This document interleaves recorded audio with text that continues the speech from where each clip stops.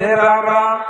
आज మర్గశిర మాసము త్రయోదశి రోజున కేవి తండోలు చేసుకున్న ధన్యం ఏంటంటే ఇయాల మర్గశిర మాసంలో త్రయోదశి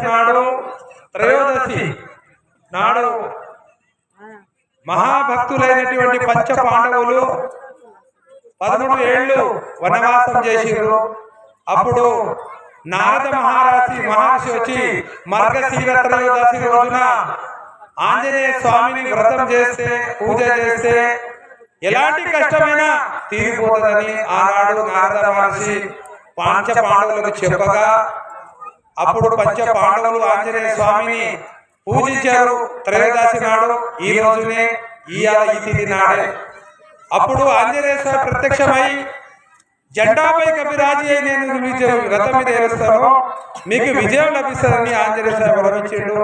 కాబట్టి ఆంజనేయ స్వామి ఆనాడు వాళ్ళ రథం మీద కపిరాజు అయి జెండాపై వెలిసారు.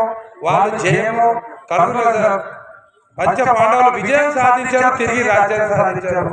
ఇవాళ కేవి తండలో స్వాములు మాలలు వేసుకొని ఆంజనేయ స్వామి గుడి ప్రాంగణంలో స్వామివారికి అభిషేకం చేసి యజ్ఞ హోమాలు చేసి ఇరుముడి పూజా కార్యక్రమం జరుగుతున్నది కనుక ఇవాళ ఈ పూజల ద్వారా ఈ యజ్ఞ హోమాల ద్వారా ఇరుముడి యజ్ఞ పూజ ద్వారా ఇవాళ ఈ ఊళ్ళో ఉన్న కేవి తండలో ఉన్న ఇబ్రపట్నంలో ఉన్న ఇలా నాటి దళితురాలు ఈ పూట నుంచి వెళ్ళిపోయినాయి.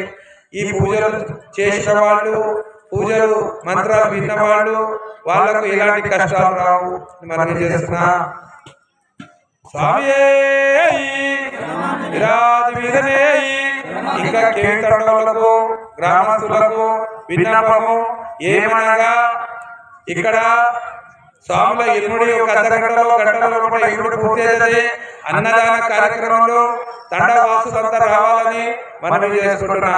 స్వామి